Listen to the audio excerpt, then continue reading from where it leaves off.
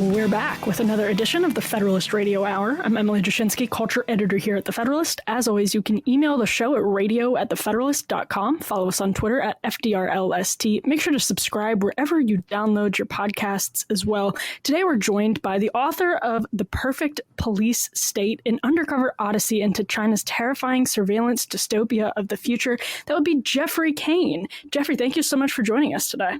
Thank you for having me, Emily.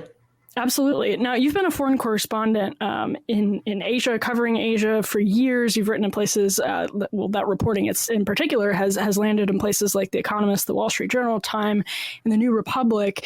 What made you want to dive into this particular book? Obviously, the issue is on a lot of people's minds and is increasingly high profile in sort of the media conversation. But given that you've covered this area for so long, what put you in a position to really want to tackle this issue right now?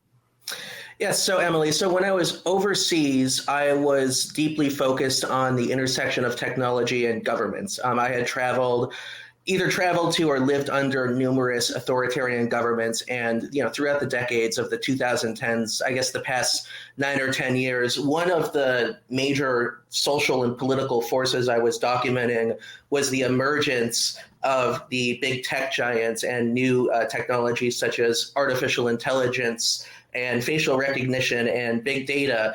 Originally, back here in the States, people were generally excited about some of these developments. I think that it was a time of opportunity and money and profit, and we were asked, to lean in with Sheryl Sandberg to get excited for Facebook and social media. But when I was overseas watching those developments in the U.S., I was observing a very different set of social forces and directions that were happening in the world of technology. I mean, I had spent much time in China, in Turkey, Russia, parts of Southeast Asia, Cambodia, Vietnam, and I actually was witnessing and documenting the reverse effect that the emergence of these technologies were being consolidated and captured by some of the worst regimes in the world, and were being deployed in ways that Americans would just find frightening and bizarre and unthinkable. I mean, this had happened. This was starting about 10 years ago, and over time, I had been documenting it until like the past few years, and around the time of 2017 and 2018. China had, you could say, mastered or perfected the art of the surveillance dystopia. They had made huge strides in fully consolidating facial recognition and AI, and they were rolling it out in especially sinister ways in a Western region called Xinjiang, the Xinjiang Uyghur Autonomous Region. This is a region that is populated by about 11 to 12 million people from mainly Muslim minority groups. And the Chinese government had accused them of harboring terrorist thoughts as a result of their religion and culture, and decided that they needed to be surveilled en masse, and they had to be scooped up, many of them scooped up, disappeared, and taken to a network of concentration camps. Now, this is serious stuff because this is the largest internment of ethnic minorities since the Holocaust. There are about 1.8 million people languishing in a network of concentration camps in China. And this figure is it's remarkable. And that's, our best estimate. I wonder what your reporting uncovered about how American technology companies, one of the great things about this book is that it's also about sort of using the framework of how the surveillance, the technological aspect of how the surveillance is is unfolding in Xinjiang. What do we know about how some major corporations are or are not implicated in this technology? So the Chinese government over the past several years has been working with numerous locally grown technology companies to build its own technological ecosystem. And this is an ecosystem of software and apps that essentially, for the most part, exist separate from the American-led, the Western-led ecosystem. So there are a number of companies that I have gathered much evidence on, so big names such as Huawei, and also smaller names that maybe Americans are less familiar with, such as Hikvision and a few others. So, there is SenseTime, there's MegV. These are companies that power much of the Chinese surveillance state. And I do strongly believe there's always more evidence coming out, but I do believe that there is a great deal of connivance and, deep knowledge about what's going on in this region, even though they like to deny, publicly that they have much involvement in it.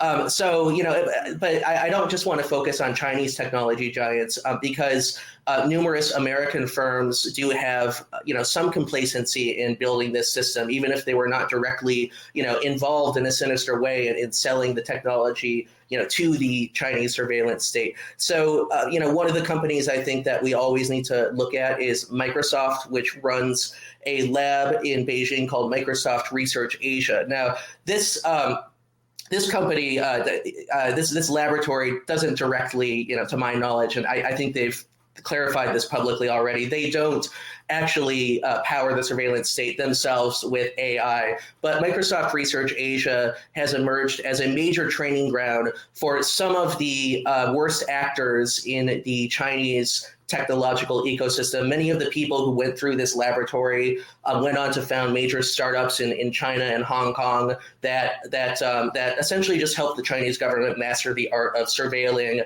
and monitoring and imprisoning people for their beliefs or for their religion or their ethnicity or whatever it may be.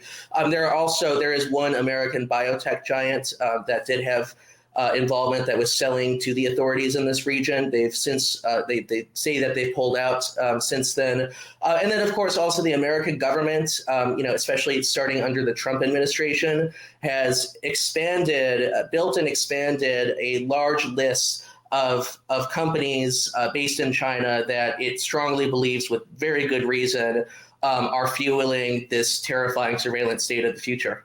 So what does the actual infrastructure look like for the average civilian in Xinjiang? Could you just describe for us, what does it look like? I mean, even outside of Xinjiang, the surveillance structure in China is increasingly terrifying and Orwellian. But in Xinjiang itself, what degree of sort of practical surveillance dogs people as they go about their everyday lives?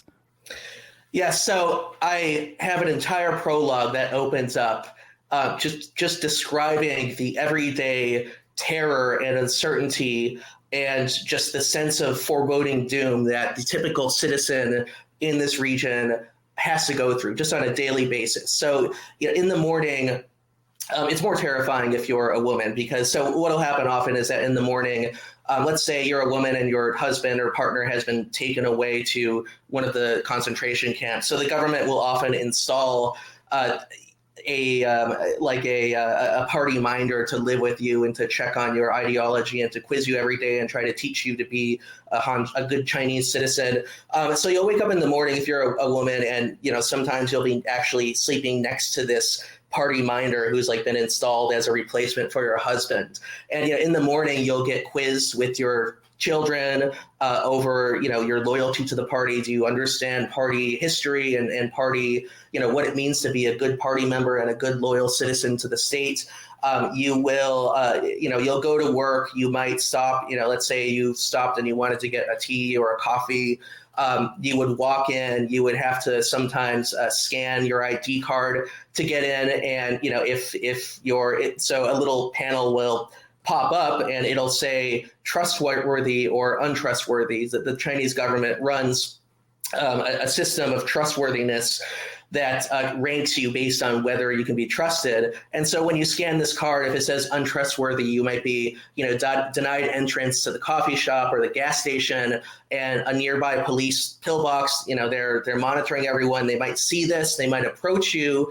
And every police officer in this region uses an artificial intelligence-based system that connects to their smartphones, and the AI will be, kind of monitoring what everyone's doing. And if it determines them to be untrustworthy, it could send a bump or kind of a notification to a nearby police officer who will be asked to investigate you, to just check things out.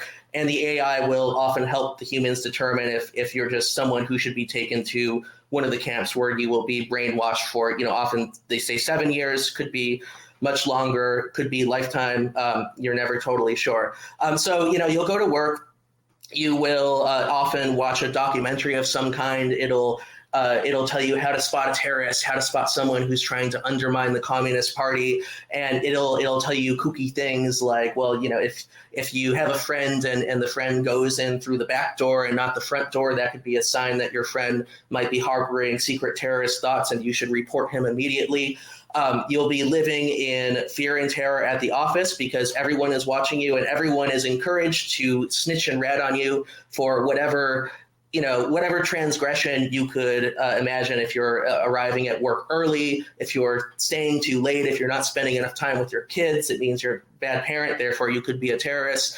And all of this goes into this artificial intelligence system that's calculating and making connections between all these behaviors, and for reasons that we still don't understand, will just determine that people are terrorists. Maybe if they bought diapers at the grocery store, it means they're a good parent, so they might not be a terrorist. But if they buy beers, or they're caught doing something, a minor infraction of some kind, that means that they're edging towards the terrorist thoughts. So you'll go home.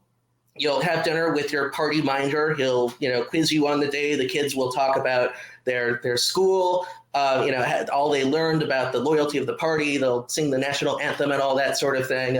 And if you, question the kids, if you laugh a little bit, if you think it's silly, you got to be careful, because your kids could report you to the teacher, and that is encouraged. And, you don't want to be taken away to one of these camps. So, you could go to sleep.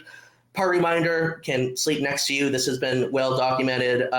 He can essentially do anything he wants, because if you cry foul, if there's a sexual, assault, he'll just invent an allegation and you'll be sent to the camps or sent to prison. It's super easy. And by the way, at home, this is often, all of this is often done in the presence of, there are sometimes cameras, like government installed cameras in people's living rooms, in local coffee shops, like literally. People's living rooms? Yes, in people's living rooms. And this is something that I documented interviewing dozens and dozens of refugees. Some of the ones who were singled out in the worst ways were told that they have to go to a shop, get a camera, have a police engineer come over and install it behind plastic casing so they can't fiddle with it. When I was in this region, I traveled widely throughout the region in 2017, and I would be sitting in a tea shop with my helpers, and sometimes I would see a flash from the corner, and I'd look up and there's a government camera looking right at us, probably I don't know, it like taking a photo or something, but there's someone on a screen somewhere kind of watching us and listening to us. And, me being a foreigner, an American guy, they're probably, watching me extra carefully. So yes, this is what this region is like. It is truly just a total surveillance dystopia where the actions of every single person, every single moment of their lives are just monitored and sucked up into a big data system that decides what their future is. It decides whether if they're going to commit a crime in the future. I don't know if you've seen Minority Report with Tom Cruise. It's sort of like that, and that's how it goes. Right. Now, this broaches, I think, an uncomfortable question. And it's an important one, though. When we talk about the enforcement, not even just the surveillance itself, but the enforcement, Disney caught a lot of flack for thanking one of the police agencies in Xinjiang at the end of Mulan, which was filmed partially in Xinjiang. And they said this is basically customary. This is what we always do. It's protocol, nothing out of the ordinary. But in Xinjiang, wouldn't they have had to have been cooperating necessarily with enforcement agencies, law enforcement agencies that are implicated in some of these gross abuses of human rights? Yes, I believe they would. I think that, circumstantially, I think that, it would be impossible to make a film like Mulan in the region of Xinjiang unless you had the deep cooperation of some of these offices. And as you said, Mulan, in the ending credits, Disney did thank, I believe it was the Public Security Bureau of Turpan or one of those. So Turpan, just to give you an idea, so that film crew, when they were driving to the film sets, this is based on satellite imagery. The film crew would have probably passed at least one concentration camp on the way and maybe more. There are actually people who have gone much deeper than me into the kind of the nitty gritty of where all the camps are, trying to locate them based on satellite imagery. And so, I don't think BuzzFeed has a lot of that. Don't they have sort of satellite mapping of the facilities themselves? Yes, BuzzFeed has done an excellent job, and one of their correspondents, Megha Rajagopalan, who's a good friend of mine,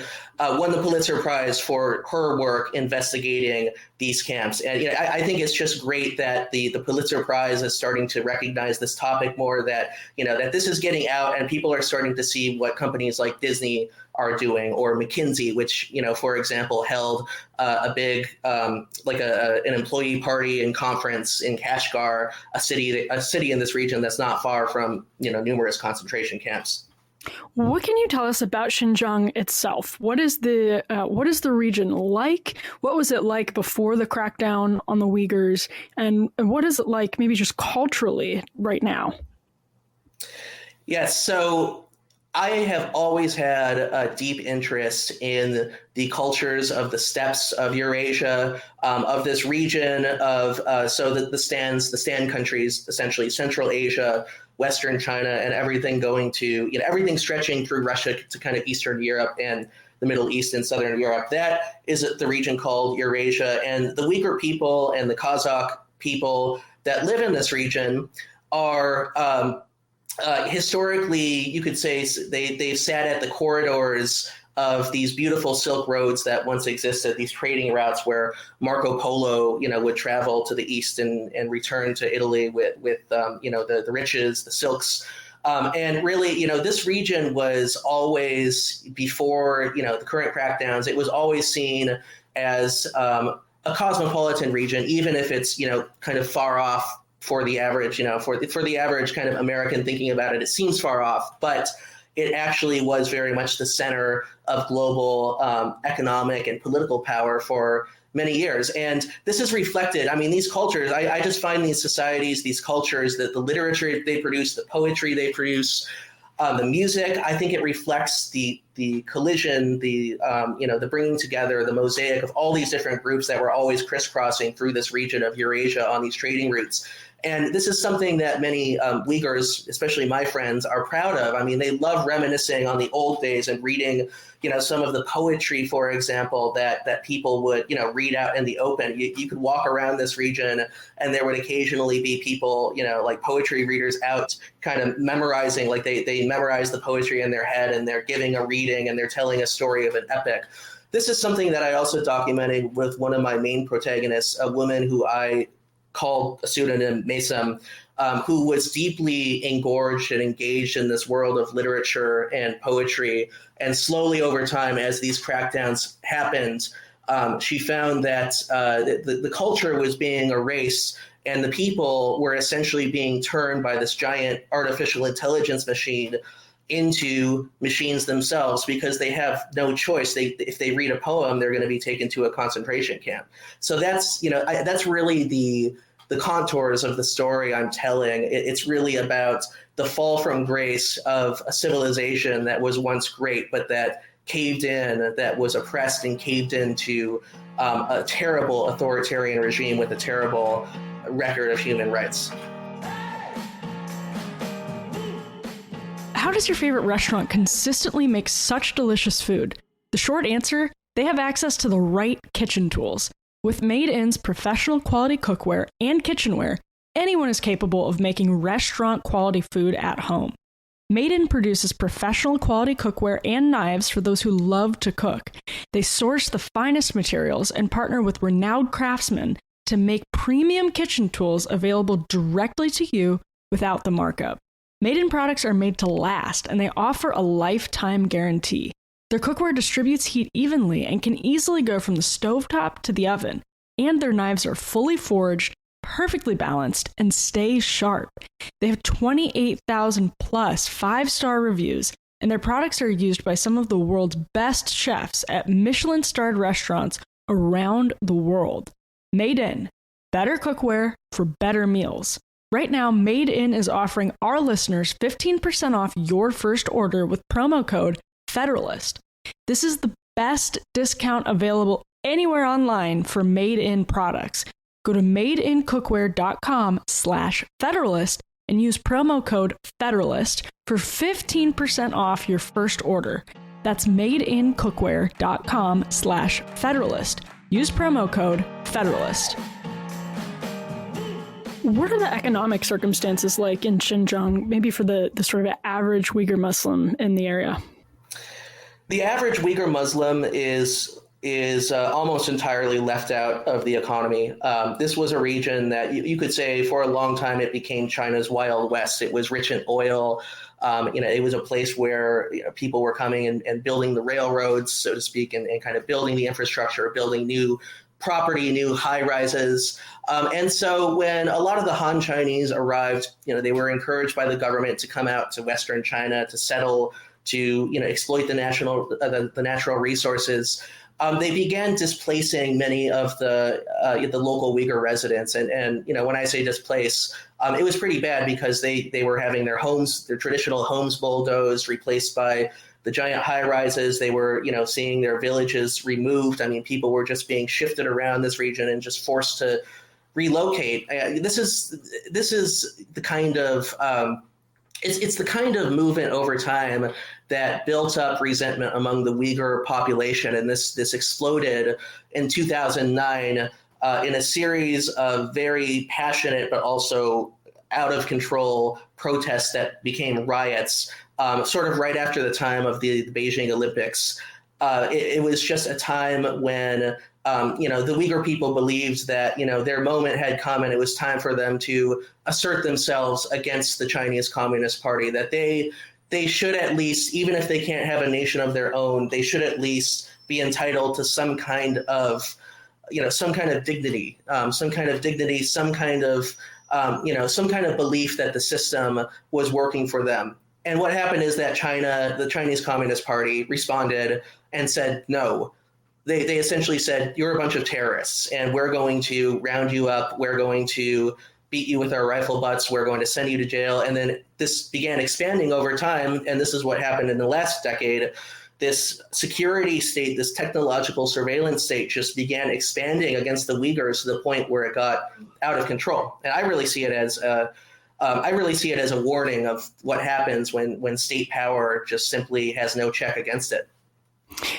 So, right. And again, it is remarkable. And China is risking its standing on the world stage sort of to an immense degree with what it's doing to the Uyghur population. And I wonder, from your perspective, why is it so important for the party to crack down and confine Uyghur Muslims? What is the benefit? I'm assuming the answer is the sort of national cohesion, at least the image of national cohesion that's so important to them.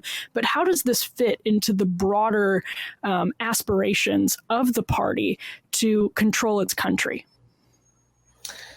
Yeah, so it ties in. It's one of the key pillars of how the Chinese government is building a nation based on a personality cult that maybe looks something like Tsarist Russia in the early 20th century, or something like its own Cultural Revolution, this decade of mayhem from the 1960s to the 1970s. It's really, I would say, the reincarnation or the buildup again of this sort of Maoist personality cult. And a lot of Uyghurs actually say this. They truly feel that what's happening to them in their region is in many ways a repeat of the Cultural Revolution, but just with this high-tech kind of surveillance state now being built around it.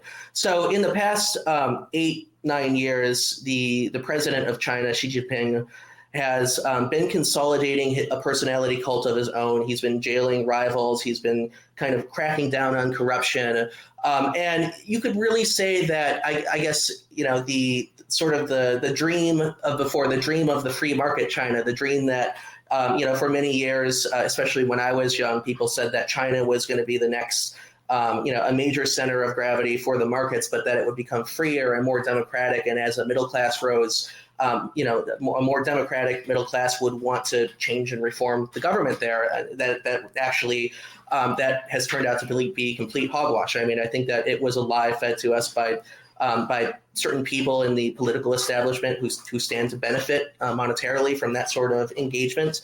And I think that what's happened in China, what we're seeing now with these trade wars and this genocide happening, is the consolidation of a communist party that saw that it wanted to have a national rejuvenation built on ideas of ethnic superiority, that the Han people of China, it believes, are the ones who should ultimately be running the show. There are lots of echoes of some of the past atrocities I've said before, and now Xi Jinping, he has emerged as essentially a dictator. He's emerged as perhaps not as bad as Chairman Mao in the past. Not that many people. 2 million people or more died under Chairman Mao, but certainly bringing the country in that direction and just making it, I think, more prone to the type of violence that we've seen in past regimes there. What was it like reporting this book out? I have to imagine it's immensely difficult to sort of actually get to the truth of what's happening so often, because the Chinese do so much to conceal, the party does so much to conceal what's happening.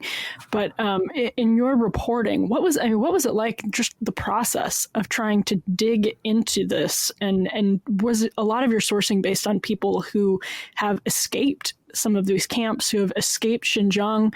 Who did you talk to, and how did you find a way to get closer to the truth?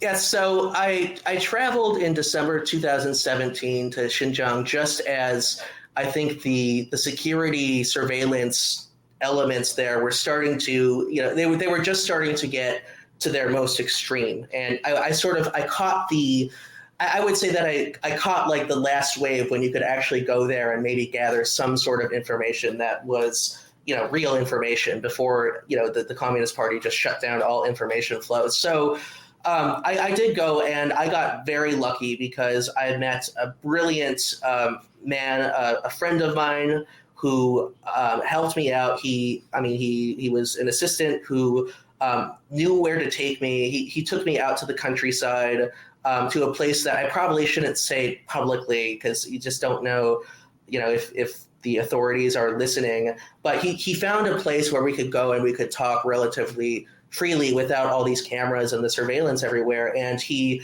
began telling me the real story about his life and about just the suffering he had endured, and the fact that his wife had been taken to one of these re-education centers where she was being brainwashed and taught party propaganda. And he actually laid out in a really interesting way exactly what had happened, step 1, step 2, step 3. And I just got to tell you this, he's a very worldly, intelligent reader, and he had read 1984. He knew exactly what was going on. It was not like he was this brainwashed citizen. And really, I could get into the steps here. They might be a little long and complicated, but essentially step 1 to 3, where it was a series of increasing surveillance against the people to the point where they are absolutely uncertain when they are being surveilled, and increasing this intensity to the point where people just, since they all believe they're being surveilled all the time, even though they might not be, they just simply turn against each other. They simply, they cannot be certain about their futures. They assume that everyone else is snitching on them and trying to get them sent to a camp. And so this once beautiful society, this culture, he said, had just fallen apart at the seams. It was being torn apart because the Communist Party of China had figured out a way to, without directly killing them, without directly opening, death camps like the Nazis, to just cause them to consume each other too, that they would denounce each other, that they would be sent to a camp. And then over time, in the process of doing this, would not, rather than killing people en masse, would erase their identity, erase their sense of history and heritage and culture. Where do I come from? What is the purpose of me being here? And whoever was the architect of this project in the Chinese Communist Party just somehow figured out that it is possible in 2021 to erase a person's identity, to ensure that they wouldn't rise up, to ensure that they would become, subjects of the state, subjects of the government, without an ability to kind of, think quickly on their feet or to respond or to protest. That's the mood of this region. We know that China oppresses other religious minority groups, and I wonder if it's foreseeable in China's future that, given the sort of, what's the word, the streamlining of the oppression that they've developed with the systems that you report on and describe in Xinjiang, are other religious minorities at risk of falling under similar tightened control in China in the future as the party works to exert even more control over its populace? Yes, I think that the question that you ask is right on. So the book I'm writing about Muslim minorities is really just the start of something truly terrible and truly evil that is continuing in China, but that is it's the ball that's rolling, and I fear that these surveillance systems have just been getting out of control. So yes, other religious minorities are already being persecuted in similar ways. We do know that Tibet, a long-time colony of the Chinese Communist Party, has seen similar forms of repression getting built up over the past few years using similar AI systems. I do fear, so Inner Mongolia, the Mongolian people who, come from a variety of religious backgrounds are also being repressed in higher stages now. And of course, Christians, I think that it's a tragedy that much of the world has forgotten about, the brave underground churches that exist in China, the brave underground pastors and priests who, are truly risking everything to spread their word, to try to bring a sense of peace and justice to the world. And, we could even go beyond religion. Look at what's happened in Hong Kong. It's become a Chinese satellite state. Look at the threats against Taiwan. These all used to be vibrant cosmopolitan centers that are now being weighed down under the threat of this out of control authoritarian regime. So we'll see what happens. The big question mark in my mind is how long can this continue? Because, a government that gets so out of control with its surveillance and repression,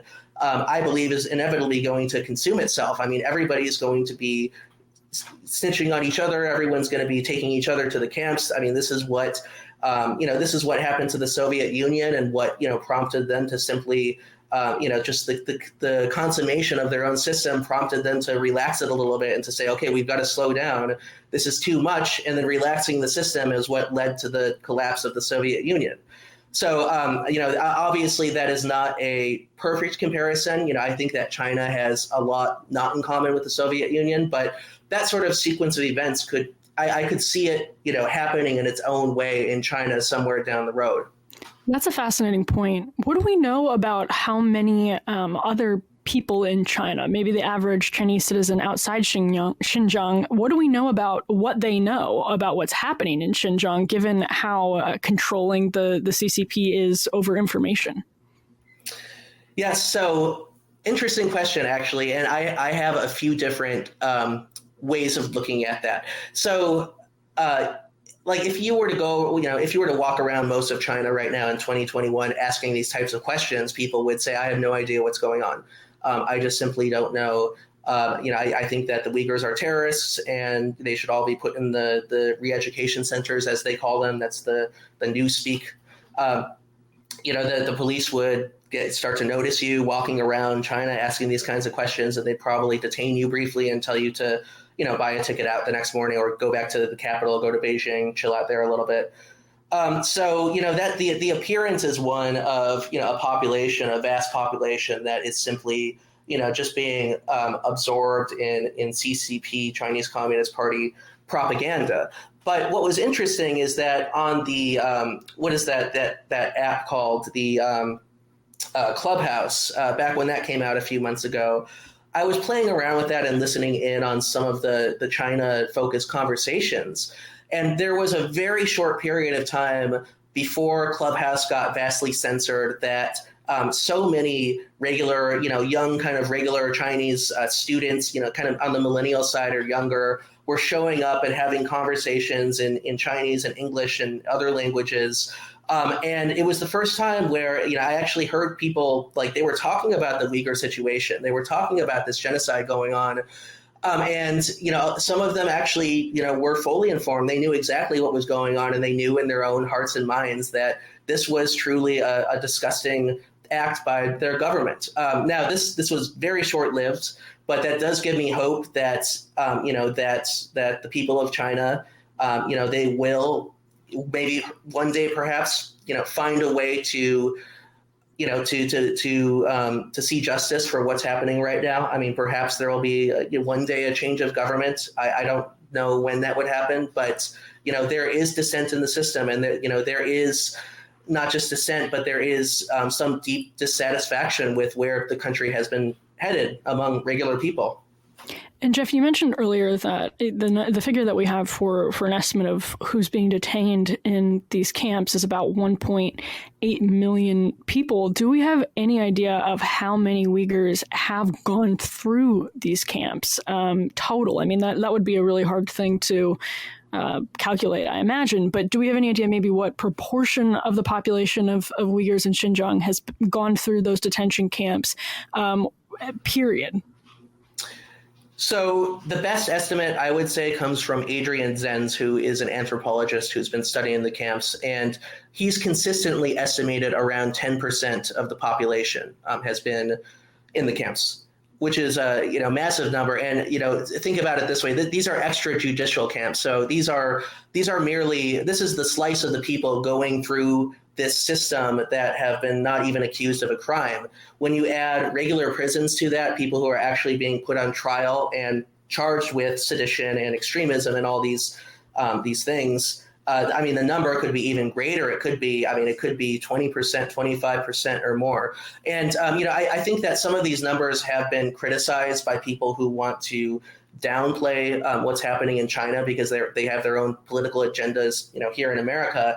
And that is a tragedy. But these are really the best numbers we have based on a few things, and this is well documented. Based on some of the satellite imagery that shows where the camps are, we can estimate how many people they can hold. But also based on some of the Chinese government posts online in the Chinese language these tender documents. They're looking for contractors who can provide the supplies, and they'll often list like the size of the center that they're building and how much steel they need, and they'll sometimes talk about how many people can be housed in this re-education center. So based on all that, and then on top of that, the victim testimony and some major leaks the past few months of actual data from the Chinese authorities, we can safely say that about 10% of the population is either in the camps or has been through the camps. Wow. And those numbers are important because, as you mentioned, Jeff, there is an effort to downplay them by people who would have an interest in downplaying those numbers. And the book is The Perfect Police State. It's out on Tuesday. It's called The Perfect Police State, an Undercover Odyssey into China's Terrifying Surveillance Dystopia of the Future. Jeff, thank you so much for your time and for your brave reporting on this topic. Thank you, Emily. Thanks for having me. Absolutely. And where can people follow you on social media? So I'm on Twitter, and it's just my name, at Jeffrey Kane, at Jeffrey_Kane. And also I'm on LinkedIn, and I have a website, jeffreykane.net. If you want to stay abreast of some of my future reporting and writing, I'm going to be writing some future projects too that might relate to authoritarianism around the world. And so I'd be happy to hear from you if you're interested in those topics. Such an important project right now. I urge you to go follow Jeff and make sure to check out this book. I'm Emily Jashinsky, culture editor here at The Federalist. We'll be back soon with more. Until then, be lovers of freedom and anxious for the fray.